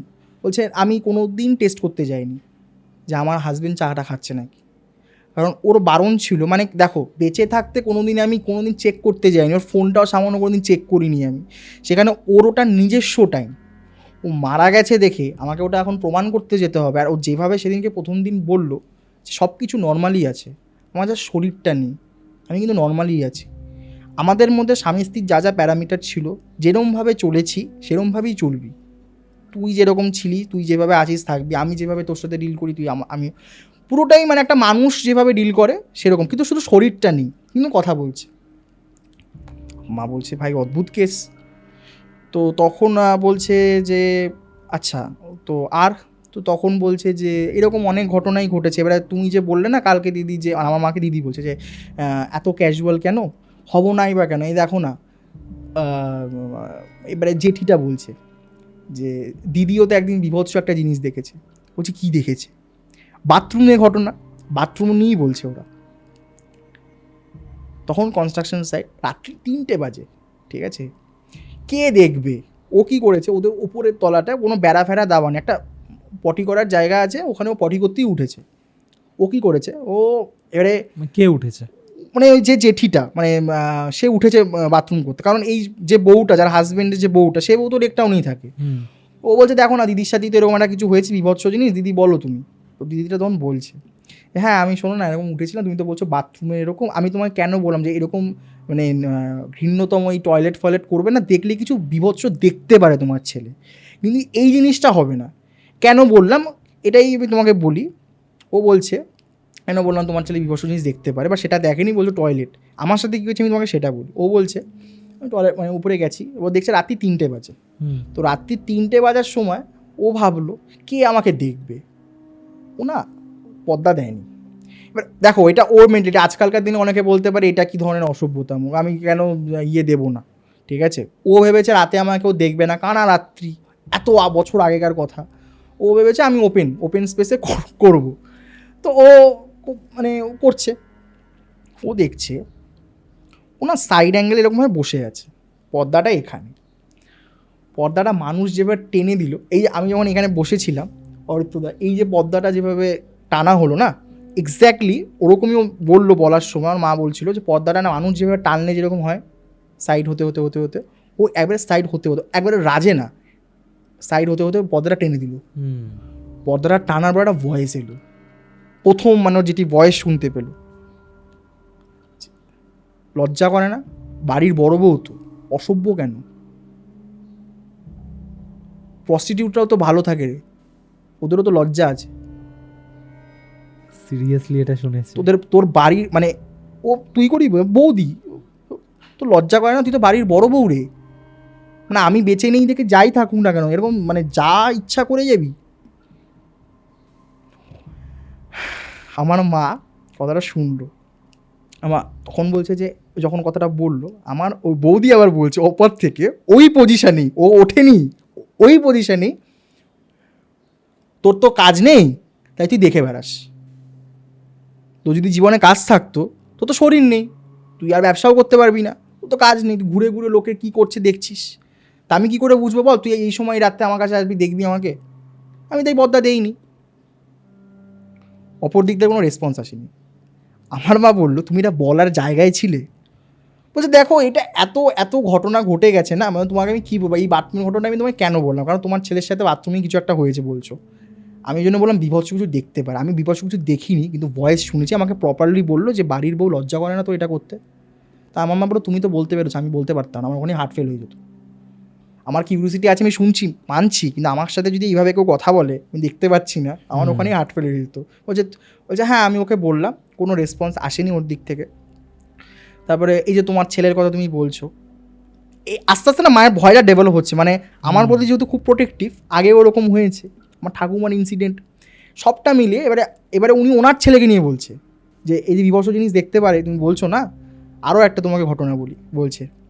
আমার ছেলে টিভি দেখছে রাত্রি 2 বাজে, টিভি দেখতে দেখতে ওর মনে হলো কি কম্পিউটারে গেম খেলবে, তো কম্পিউটারে গেম টেম খেলছে। এবার ওদের বাড়িতে হয়তো রুম ছিল অনেক, ও মতো ছিল পার্সোনাল রুম ছিল, খেটে ও এবার বাথরুমে যাবে, ওই বাথরুমটা না নর্মাল বাথরুমে দেখছে। এবার ওই যেদিন মারা গেছে যে লোকটা, সেই লোকটার সাদা পাঞ্জাবি, সাদা মানে পুরো আউটফিটটা সাদা ছিল, পাঞ্জাবি স্টাইল কুর্তা আর কি, যখন মারা গেছে তো প্রচুর রক্ত, কেউ ওকে সশরীরে তো দেখেনি। ওই ছেলেটা যখন বাথরুমটা খোলে ও দেখছে ওর কাকা মানে মারা গেছে, ওই অবস্থায় মানে ওই জামা কাপড় পরে আর কি পটি করছে। দরজাটা খুলে যখন দৃশ্যটা দেখলো দরজাটা বন্ধ করে দিল। ওই ফ্র্যাকশন মানে ও ভাবলো আমি কি ঠিক দেখলাম, দরজাটা দেখলো, দেখে এরকম ফাট করে বন্ধ করে দিল। ঠিক আছে, এখানেই ঘটনাটা থামেনি ওর সাথে। ওরকম যখন দেখলো না, ও ভাবছে যে ওর পুরো মানে ও দেখলো যে কেউ সশরীরে দেখেনি, আমি সশরীরেও দেখে নিলাম, মানে এরকম রক্ত পড়ছে। ও কাকাটা দেখলো ওর দিকে এরকম মানে এভাবে টিল্ট হয়ে দেখলো, ঘরে এলো, ঘুম আসছে না মাইন্ড ডাইভার্ট করতে, এবারে আবার কম্পিউটারে বসলো। ও দেখলো ঘাড়ে এভাবে ট্যাপ করলো, কিন্তু তুই ঘুমাবি না, ক্লাস 10 দিয়েছিস দেখি মাথা খেয়ে নিয়েছিস, কিছু বলছি না বলে। আমাকে ঘুরে দেখলো ওই সেম বাথরুমে যা দেখেছে, আচ্ছা এবারও দেখতে পেয়েছে সেম ওটাতে ও আর মানে নিজেকে আর ধরে রাখা, কারণ ওটা তো বাথরুমে দাঁড়িয়ে আমি কি দেখলাম ফাট করে মানে ও ধরেই ছিল গিটা, ধরে দিয়ে বন্ধ করে দিল, ঘরে ঢুকেছে, ঢুকে কী রে তুই ক্লাস 10 দিয়েছিস দেখি মাথা, মানে হয় না একটা 10 হয়ে গেলে 11 একটা ডানা গজায়, ও ভয় পেয়েছে, এবার ভয়টা বলতেও পারবে না অত রাত্রে কাকে বলবে, এবারে তখন আরও দেখছে ওর বাবা মাও ইউজ টু, ও আস্তে আস্তে ইউজ টু হয়ে যাবে এমন একটা পরিবার, ও দেখে নিল এরকম একটা ব্যাপারে, ও না ওরকম দেখে ও আর নিজেকে স্থির সেন্সলেস হয়ে যায়। তো আমার মা বলে এরপরও আপনারা বিন্দি দেবেন না? বলছে না আমাদের কাছে কাস্ট মানে পরিবারের নিয়মটা আগে। তা মা বললো খুবই অর্থোডক্স, মানে আমার দাদু অর্থোডক্স, বাট এই ধরনের যেখানে মানে প্রাণ সংশয় না হলো অ্যাটলিস্ট এরকম ভয়, ছেলেটার তো সেন্সেস না হার্ট অ্যাটাকও হতে পারতো, সেটা দেখেছে ওরকম একটা বিভৎস জিনিস না, ও ভাবছে কি যে আমাকেও মানে আত্মা, মানে তোমার ভিডিওতেই আমি অনেকজন দেখেছি আত্মারা অনেক সময় বুঝতে পারে না যে আমাকে আমি কোন, মানে ওরা হয়তো অনেক সময় দেখে যে আমরা এই স্বরূপে আসবো না ওই স্বরূপে আসবো, কিন্তু আমরা তো তাকে তো সেই জায়গাটা দিতে পারি না, ভয় লাগে না দেখতে। ও ভাবছে যে সব কিছু নরম মানে নর্মালি আছে, আমার শরীরটা নেই, ওরা আমার সাথে এরকম করবে, ওই জন্য ও ঢুকছে, এন্টারফেয়ার করছে, ওর ভাইপোকে বলছে যে এরকম করছো কেন, পড়াশোনা হয়ে গেছে দেখি, মানে যা বললাম আর কি। ও না তখন আমার মা বললো ঠিক আছে, আমার মা আবার বাবার সাথে বসলো যে এই হয়েছে, তুমি তো বাড়িতে থাকো না, তোমার কাজ আছে মানছি, আমি সারাদিন থাকি, ছেলেকে যেমন তুমি প্রোটেকশন দাও আমিও দিই, কিন্তু আমার তো ভয় লাগছে, আমি কেন থাকবো এখানে, ছেলেটা এরকম আছে, স্কুলে যাচ্ছি দিনের বেলাটা মানছি, দিনের বেলাটা থাকতে হয় না, এই জন্য আমার মা যখন দিয়ে আসতো ঠিকই, বাট মাঝে মাঝে আমার জন্য ওয়েট করতো, এত ভয় লাগতো দিনের বেলাতেও ওই ঘটনাগুলো শোনার পরে। তো বাবাকে বলার পরে, এবার বাবাকে বলার আগে আরও একটা ঘটনা ওর বউ মাকে বলছে যে ও তো আমার বাড়ির লোককেও ছাড়েনি, কার বাড়ির লোককে? যে বউটা বাপের বাড়ির লোককেও ছাড়েনি, আচ্ছা। বলছে যে বাড়িতে এসে এবার যেহেতু বিধবা, ও তো রং চং শাড়ি তো পরবে না, এখনকার দিনের ব্যাপার মডার্ন আলাদা ব্যাপার, তখনকার দিনে ওটা অনেক ছিল, সাদা শাড়ি না পরে রং চং শাড়ি পরতো না সেই সময়। ও বলো দেখ এই শাড়িগুলো তো জামাইবাবু কিনে দিয়েছিল, এখন তুমি এগুলো পরবো না।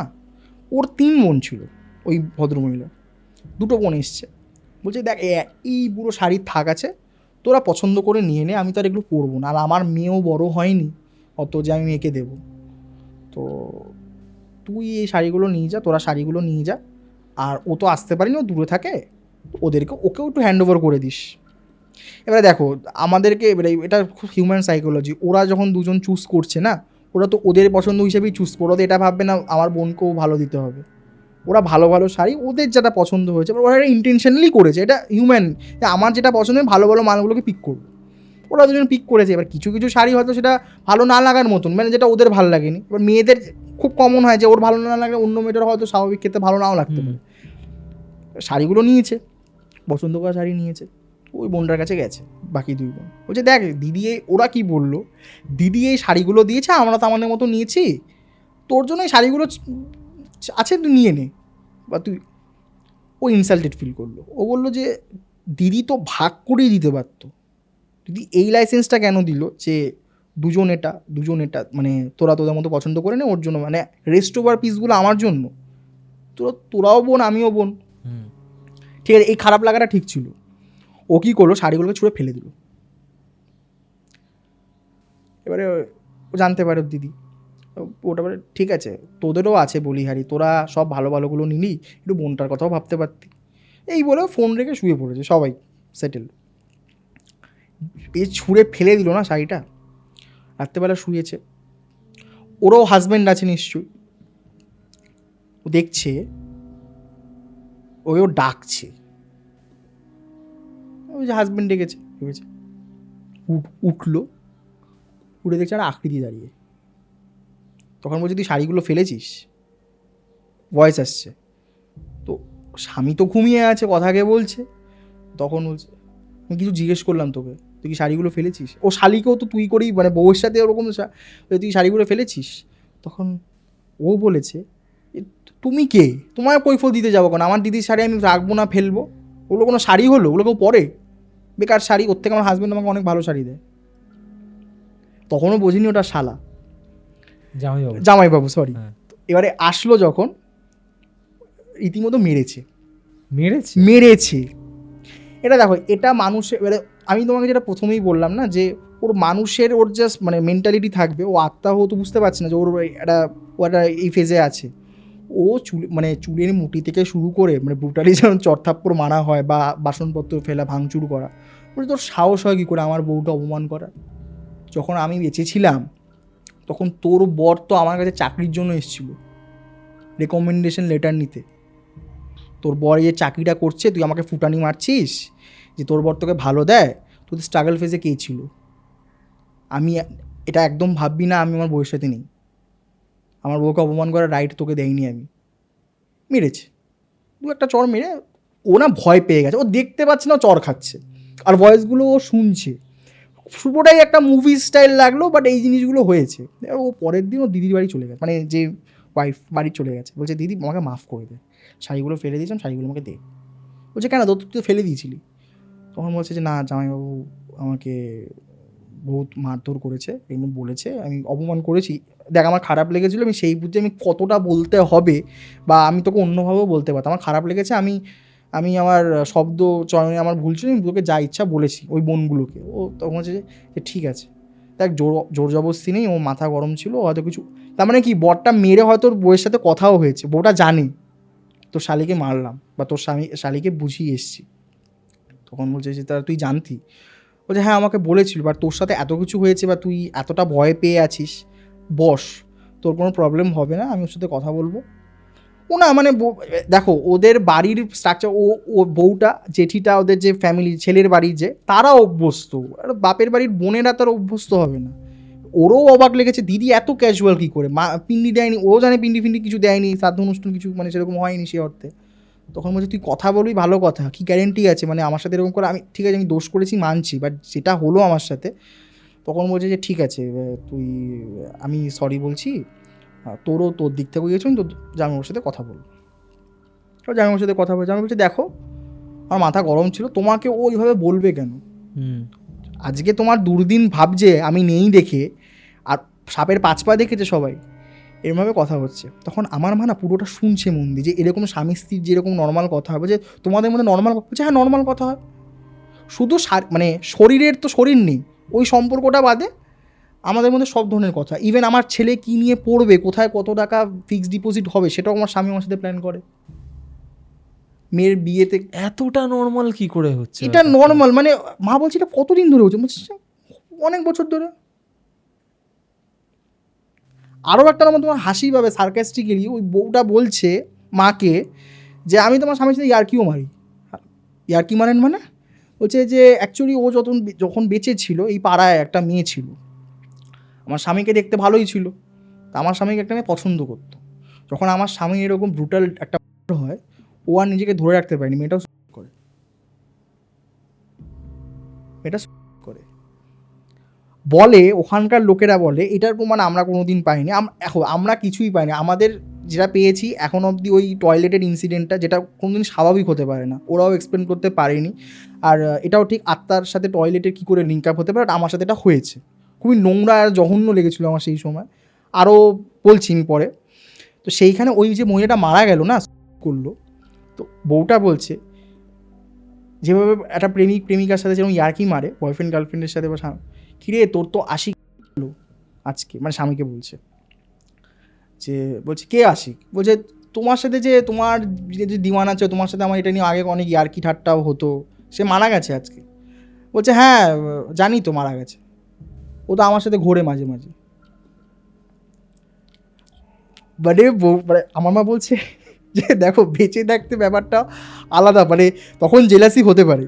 ও জানে বউটা যে আমার স্বামী আর নেই অ্যাকচুয়ালি, বাট ওই একটা অভ্যেস হয়ে গেছে কথা বলতে বলতে, তো আমার ও স্পোর্টিংলি নিয়েছে। বাট আমার মা তখন বলছে দেখো তোমার বর আর বেঁচে নেই, আমার মা বলছে, তাই তুমি স্পোর্টিংলি নিচ্ছ, বেঁচে থাকলে কি তুমি এতটা স্পোর্টিংলি নিতে? কোনো একটা আত্মা হোক বা বেঁচে থাকা অবস্থায় তোমার স্বামীর প্রতি এরকম একটা নজর, তারা ঘুরছে একসাথে। বলছে হ্যাঁ এক্স্যাক্টলি তাই, আমি ওর সাথে এখন দেখো ওকে তো আমি আর পাবো না, ও আমার সাথে আছে, কথা বলছে আমার সাথে সারাক্ষণ আছে, আমাকে গাইড করছে, আমার কেউ নেই সেভাবে আমাকে গাইড করে আমার হাজব্যান্ড বাদে, তো ওই চলে গেল মাথার উপর থেকে, সেখানে ও আমাকে যখন গাইড করছে, এটাই একটা কারণ ও পিন্ডিটা কেন দিতে চাইলো না। কারণ ওর সমস্ত কিছু ব্যাংকের ডিটেলস থেকে শুরু করে যা সমস্ত গাইডেন্স যেটা আর আমার মাও ঠিক একই রকমভাবে অনেক জায়গায়, যেহেতু শহরে এসছে না, আমার বাবা তো অনেক দিন ধরে কলকাতায় এসছে, বিয়ের আগেও কলকাতায় এসে কাজ করতো, আমার মাও ডিপেন্ডেন্ট ছিল। তো ওই ভদ্রমহিলার সমস্ত ব্যাংক থেকে শুরু করে ইভেন মেয়ে বিয়েতে কত ভরি গয়না যাবে সেটাও উনি ডিসাইড করছে, এরকম বিছানায় ডিসকাস করছে। আমি বলছি আপনার ছেলে মেয়ে? বলছে হ্যাঁ ছেলে মেয়েও জানে বাবা আছে, বাবা কেউ একটা এরকম আছে, কথা বলে যখন দরকার হয়, উনি নিজে এসে কানেক্ট করে, বা যখন তাদের মনে হয় তারা তাদের যেমন আপনার ছেলে মেয়েও নর্মাল। বলছে হ্যাঁ আমি অভ্যাস হয়ে গেছে, তাহলে আমার ছেলে মেয়েও তো একই সাথে আমার সাথেই থাকে ফ্ল্যাটে, তাহলে তাদের কেন অভ্যাস হবে না? তা আমার মা আর কিছু আমার মা তখন বললো যে বাবা বিশাল ব্যাপার। তো এইবারে যখন সব ঘটনা জেনে নিলাম, কিছু কিছু ইনসিডেন্ট তোমাকে যেগুলো বললাম, এইবারে না শুরু হলো রাতে ঘুম হতো না। মা শুতো, এবার তখন মশা প্রচুর ছিল, আমি মশারিটা সেই টাঙিয়েই শুতাম। মা শুতো, আমি শুতাম, বাবা শুতো, ঠিক আছে। বাবা এত পরিশ্রম থাকতো না, বাবা ঘুমিয়ে পড়তো, বাবার আর কোনো দিকে কান থাকতো না, কোনো আওয়াজে উঠতো না। আমার মার আর আমার খুব পাতলা ঘুম ছিল, এখনও সাবকনসিয়াসলি পাতলা ঘুমে উঠে যাই মাঝে মাঝে। তো মা আমি দুজনেই প্রতিদিন রাতে প্রায়, আমাদের এখন তো কাঠের দরজা হয়েছে তোমাকে যেটা বললাম, আগে তো গ্রিলের দরজা ছিল। লোকে বলে ওই ফ্ল্যাটের কনস্ট্রাকশনে ওই লোকটা নাকি ওই ফার্স্ট ফ্লোরে নাকি ওখানে বসে থাকে, ওটা ওর আড়ত, ওখানেও বসেও মনিটরিং করবে কে কী করছে, ঠিক আছে। এই যে জেনে গেলাম, বেরোতে পারছি না বা কিছু, আমি জানি না ওনার প্রবলেম তো আমরা করিনি, আমরা শুধু ভয় পেয়েছি। উনি বা কি আমি জানি না, রাত্রি 2টো নিয়ে 2:30, তখন তো নোকিয়ার মোবাইল ছিল, ওটাতে আমি গেম টেম খেলে শুয়ে পড়তাম, ওই সাপ লুডুর যে গেমটা। মা আর আমি এবার পরের দিন স্কুল থাকতো, এবার আমিও মাকে বলতাম না যে আমি শব্দটা শুনেছি, মাও আমাকে বলতো না আমি মা শব্দটা শুনেছে, ঠিক আছে। আমি যখন পরে বাঁশদের ডিটেলে কথা হচ্ছে ঘটনাটা নিয়ে, তখন মা বলছে হ্যাঁ আমিও শুনেছিলাম সেই দিনকে গ্রিলের মধ্যে পাথর ছোড়া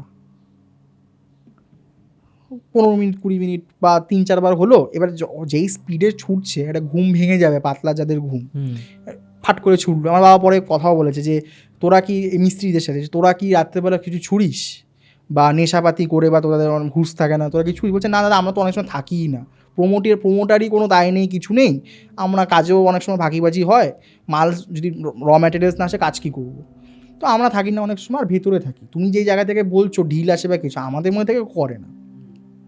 এই যে ঘুমের প্রবলেম, প্লাস আমার মা ঠাকুমার সাথে কথা হোক, যারা যারা এই জিনিসগুলো ঠাকুমার সাথে যেহেতু বললাম, তো সেই জায়গা থেকে দাঁড়িয়ে আমার মা ঠাকুমা সবাই বললো আর কি যে বাড়িটা ছেড়ে দাও। 2 বছরও হয়নি, কারণ তোমরা কিছু জানতে না, এই যে তোমরা জেনে গেলে, তোমার ছেলে প্রশ্ন করছে, আর ভীষণ না রিলেটেবল, তোমার হাজব্যান্ড কনস্ট্রাকশন লাইনে আছে, সেও কনস্ট্রাকশন লাইনে ছিল, তার যে জেঠির যে ছেলেটা সেরকম অবস্থা, একটা বিভৎস জিনিস দেখলো, সে দেখেনি, আমি দেখিনি, কিন্তু আমার সাথে এরকম একটা ন্যাস্টি ইনসিডেন্ট হলো, তো বেকার থাকবে কেন? আগেও তো এরকম একটা কি হয়েছিল যেটা তোমাকে আমি বললাম, ভার লাগতো শরীর। আর ওই ঘরটাতেও না, যেই বাড়িটাতে এসেছিলাম, প্রচুর অশান্তি হতো। এই অশান্তির জন্য আমার প্রচুর অশান্তি হতো। এই অশান্তির জন্য অনেক সময় কি হয় যে এই খোঁজাখুঁজিটা বন্ধ হয়ে গেছিলো, যে একটা অন্য বাড়ির দিকে শিফট করতে হবে বা কিছু, ঠিক আছে। এই যে এই জিনিসগুলো ঘটলো, এই যে আমি জানতে পারলাম না, এটা বলতে পারো আমার লাইফের যে একদম বেস, আমার ইন্টারেস্ট গ্রো করা। আমি আগে টিভিতে 2টো জিনিস দেখতাম, একটা তাকেশিস ক্যাসেল, আর কিছু গান শুনতো, পার্টিকুলারলি সেই গানের সিডি, তখন সিডি ছিল, গান শুনতাম, আমি খেতাম না, তখন ছোটা ভীমও আসেনি আই গেস।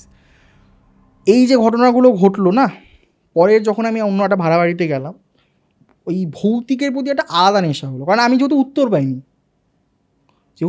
পাইনি, এবারে প্রচুর এপিসোড দেখা শুরু করলাম, যেহেতু উত্তরগুলো পাইনি, দেখি রিলেটেবল পাই, কারণ মা যেহেতু রিলেট করেছে। আর সেই সময় যখন পরের বাড়িতে যখন গেছিলাম, অন্য বাড়িতে ভাড়াতে, তখন মা আমাকে আস্তে আস্তে বলেছিল এরকম, ঠাকুমার সামনেই ডিসকাস হয়েছে, ঠাকুমা বলছে হ্যাঁ এরকম হতে পারে বা কিছু।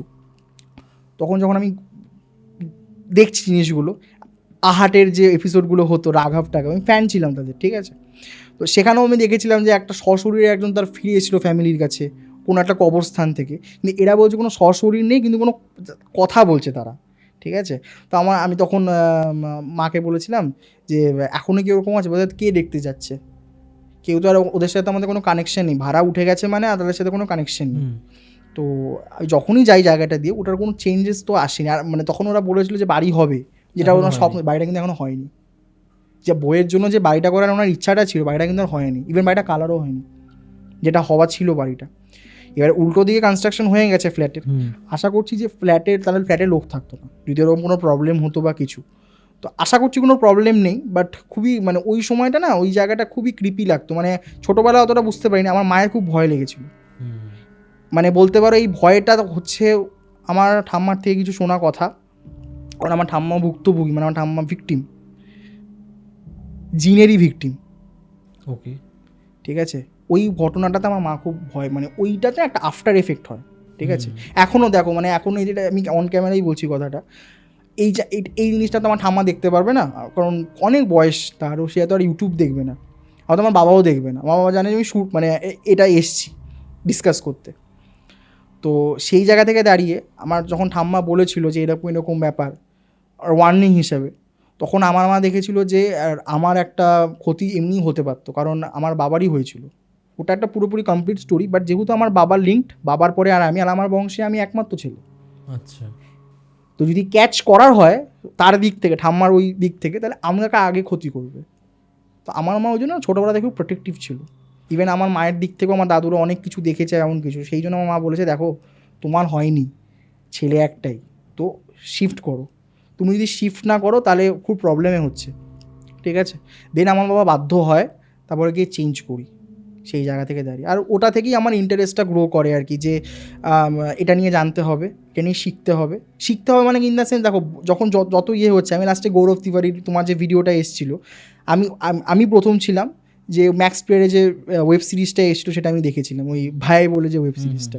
আমি আমার মাকে মনে দেখাতে পারি না, আমার দেখ আমার এগুলো ভয় লাগে, আমি আমার মা কমফোর্টেবল নয়। কিন্তু হ্যাঁ, হইচইয়ের যে ওয়েব সিরিজগুলো হয় সেগুলো আমার সাথেই দেখে, ঠিক আছে, কিন্তু মা কমফোর্টেবল নয়। তো আমি ফার্স্ট দেখেছিলাম, আমি ওই গৌরব তিওয়ারির ওই যে দেখাটা শুরু করলাম না, 2016-তে উনি মারা গেছিলো, 2017 সাল থেকে তারপরে দেখতে দেখতে আহাটের পরে একটা ট্রানজিশন, তখন ওই গৌরব তিওয়ারিকে পেলাম, ওই জিনিসগুলো দেখতেলাম।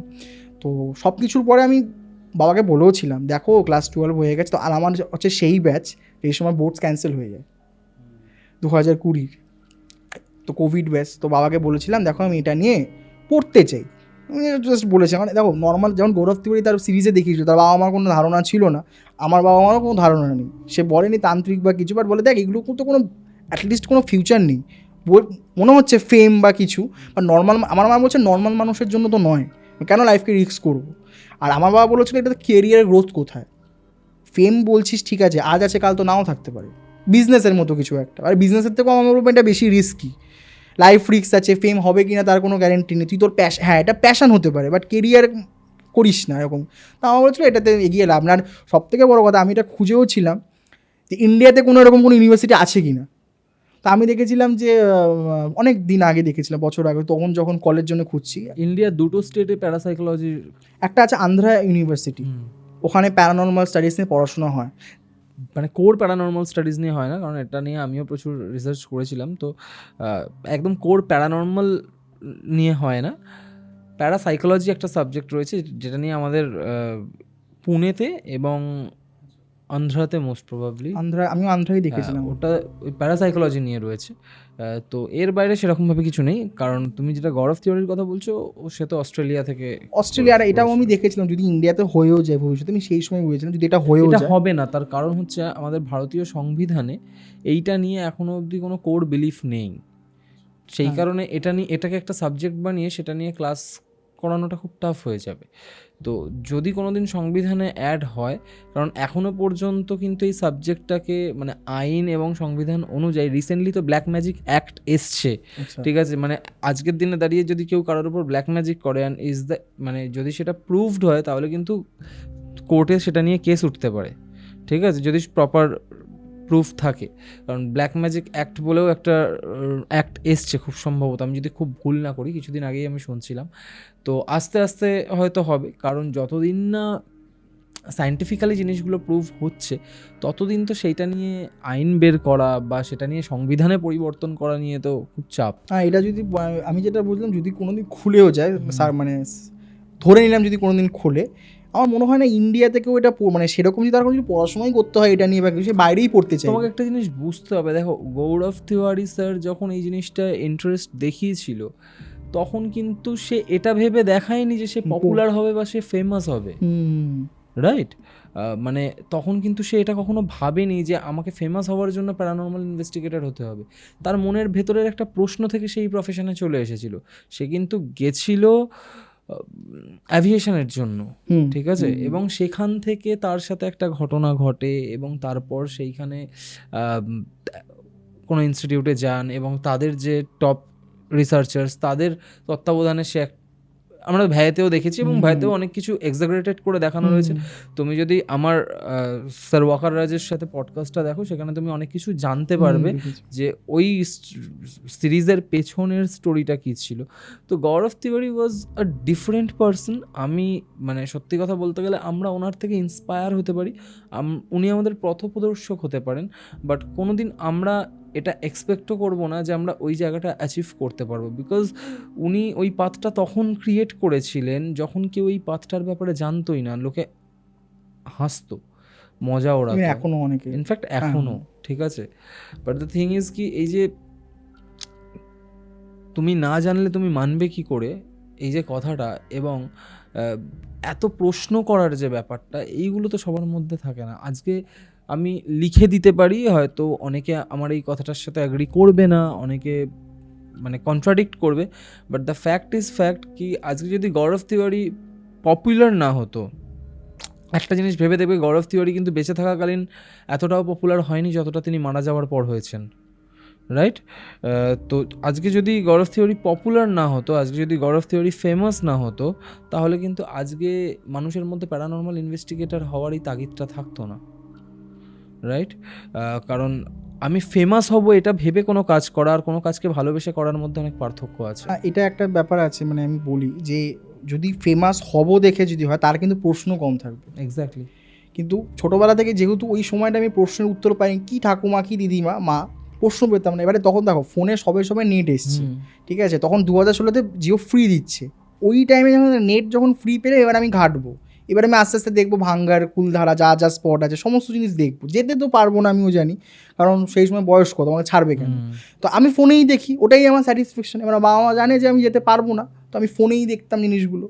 তো এই যে প্রশ্নগুলো, যাদের দেখো প্যাশন আছে তারাই প্রশ্নটা করবে, যারা ফেমাস হয়ে যাবে তারা কোনোদিনই প্রশ্ন করবে না, তারা ওই ফেমটাই চাইবে। এবার আমি কী ভেবেছিলাম বলো তো, যে তখনও আমি ভাবলাম, আমি তখন এটা আফসোস করেছিলাম যে মানুষটা মারা গেল, যদি বেঁচে থাকতো। এবারে দেখো সিরিজে যেটা দেখিয়েছে, ও টিম তো ওই ক্রিয়েট করেছে, কারণ ওর প্রশ্ন ছিল যাতে ও আরও এক্সপ্লোর করতে পারে জিনিসগুলো।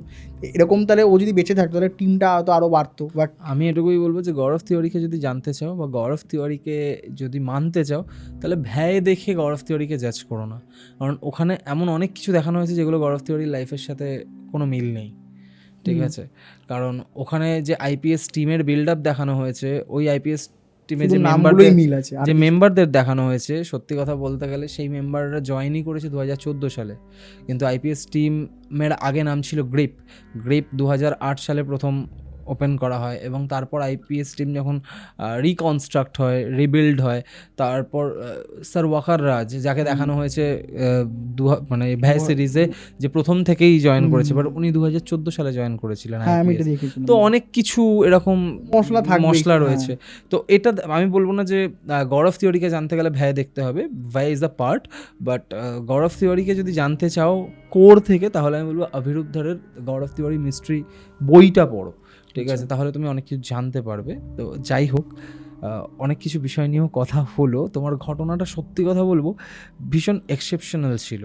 আমি অনেস্টলি এই ঘটনাটা শুনতে গিয়ে আমি ভয় পাইনি, বাট আমাকে না বেশ কিছু জায়গায় আমার মনের মধ্যে প্রশ্ন এসেছে যে মানুষ মৃত্যু নিয়ে এতটা ক্যাজুয়াল কী করে হতে পারে, মৃত্যুর পরে কারোর এক্সিস্টেন্স নিয়ে এতটা ক্যাজুয়াল কী করে হতে পারে, এতটা নর্মাল কী করে হয়ে যেতে পারে। বাট আরও একটা প্রশ্ন যেটা তুমি আমার মনের মধ্যে জাগিয়ে দিলে, সেটা হচ্ছে আমি পরবর্তী কোনো এপিসোডে তোমার ঠাকুমার ঘটনাটা অবশ্যই শুনতে চাই। ওটা আমি বলতে পারি যে এই যে ঘটনাটা হলো না, এই ঘটনাটা যেহেতু আমি পরে মায়ের থেকে জেনে নিলাম, এবার আমার টার্গেট ছিল ঠাকুমার থেকে ঘটনাটা শুনবো। এবার আমি আমার ঠাকুমার থেকে কোনোদিন শুনিনি। আমি কি করেছিলাম, তখন ফোন তো নেই, আমাকে তো কানেক্ট হতে হয় মানুষের সাথে, খেলতেও পারতাম না, ওই একই ভাড়া বাড়ির সমস্যা। ঠাম্মা এসছে, মা এসছে, দেন আমি কথাটা তুলি মায়ের সামনে যে মা কী শুনেছিলে ঠাম্মার কাছে একটু বলো না, ওটা আমার বলো না। যখন আবদার করি, ঠাম্মা আমাকে একবারই বলেছে ঘটনাটা। এই যতবারই আমি ঘটনাটা আমার বন্ধুদের সামনে, তখন দেখো এটা ইনম্যাচুরিটি সাইন, আমি ক্যাজুয়ালি বলতাম এই জানিস ঠাম্মার না এরকম হয়েছে। আমার ঠাম্মা তখন আমাকে বকতো না, ও ঠাম্মা অস্বীকার করে যেত কেন অস্বীকার করতো, এবার আমি পরে আস্তে আস্তে বুঝতে পারি এটা স্বীকার করার মতন লজ্জা পেয়ে ব্যাপারটা না, হয়তো কোথা থেকে একটা ভয় থেকে, বা সে যেন ফিরে না আসে, বা সে যাতে কোনো ক্ষতি না করে। এই ঘটনাটা আমরা ফিউচারের কোনো একটা এপিসোডে পরবর্তীকালে আবার শুনবো ডেফিনেটলি, কারণ আজকে যে ঘটনাটা শুনলাম এর সাথে যদি আমি এটাকে মিশিয়ে দিই তাহলে জিনিসটা না না, খুব পুরোপুরি আলাদা, কিন্তু আলাদা, হ্যাঁ হ্যাঁ। এটার সাথে ওই ইন্টারেস্ট আমার এইভাবেই গ্যাদার করে। আমার লাইফের ফার্স্ট যেহেতু ঘটনাটা এটা, আমি ওখান থেকেই আমার আস্তে আস্তে ইন্টারেস্ট গ্রো করে। তো ভীষণভাবে অপেক্ষায় থাকলাম সম্প্রীত তোমার ঠাকুমার ঘটনাটা শোনার জন্য, কারণ কিছু হিন্ট তুমি দিয়েছো যেটা আমার মনের মধ্যে অনেকগুলো প্রশ্ন ক্রিয়েট করছে। সো অপেক্ষায় থাকলাম। থ্যাংক ইউ সো মাচ, তুমি Thank you, গল্প বলাতে এসে এরকম একটা ঘটনা শেয়ার করলে। আমি এর আগে এরকম ঘটনা সত্যিই কখনো শুনিনি। আরও একটা জিনিস বলতে চাই অরিত্রদা, তুমি একটা এরকম একটা ভিডিওতে বলেছিলে, আমি মনে নেই তুমি নিজের চ্যানেলে বলেছিলে না অন্য কারোর চ্যানেলে বলেছিলে, তুমি ভূত প্রেতের থেকেও জিনটাকে খুব বেশি মানে একটা ভয় হিসেবে মানে হ্যাঁ, আমি ভাবো। ভয় পাই। তুমি জিনটাকে বলছো ওপেনলি বলেছিলে অন ক্যামেরা, তুমি জিনটাকে বেশি ভয় পাই। ইভেন তুমি তোমার নিজেরই একটা ঘটনা বলেছিলে, সেটা তুমি বলেছিলে এরকম একটা, উনি যেমন খুব ক্যাজুয়ালি বলেছিল ওই তো ওখানে ভরে রেখেছি। হুম, ওই যে ক্যাজুয়াল ব্যাপারটা না, ঠিক একই ক্যাজুয়াল আমি ওই বাড়ির লোকে, আমার মা ওই বাড়ির লোকের দেখেছে, ও তো নর্মাল আছে। তো আমার ঠাকুমার যে ব্যাপারটা ওটাও কিন্তু জিনেরই ছিল, ওই জন্যই তো তো আমি বললাম আরও যে- রিলেট করতে পারলাম। ইভেন তোমার বেলঘুরিয়া যে ঘটনাটা, ওখানে যদি আমি বলেছিলাম মসজিদের এই ব্যাপারগুলো নিয়ে, তা আমি দেখলাম যে হ্যাঁ সত্যি ডেঞ্জারাস, কারণ আমার লাইফে আমার ঠাম্মার সাথে তো যা ঘটেছে, তো সেটা অবভিয়াসলি জিন এতটাই ডেঞ্জারাস হতে পারে। ওটাই আমি শুনবো পরবর্তীকালে। অপেক্ষায় থাকলাম, খুব তাড়াতাড়ি তোমার সাথে আবার আড্ডা মারতে বসবো। আমার এখনই ভীষণ এক্সাইটমেন্ট হচ্ছে। তো থ্যাংক ইউ সো মাচ, ভীষণ ভালো লাগলো। খুব তাড়াতাড়ি দেখা হচ্ছে। আজকের আড্ডা আমরা এখানে শেষ করছি। ভালো থাকো। Thank you. Golpawala, the real paranormal experience.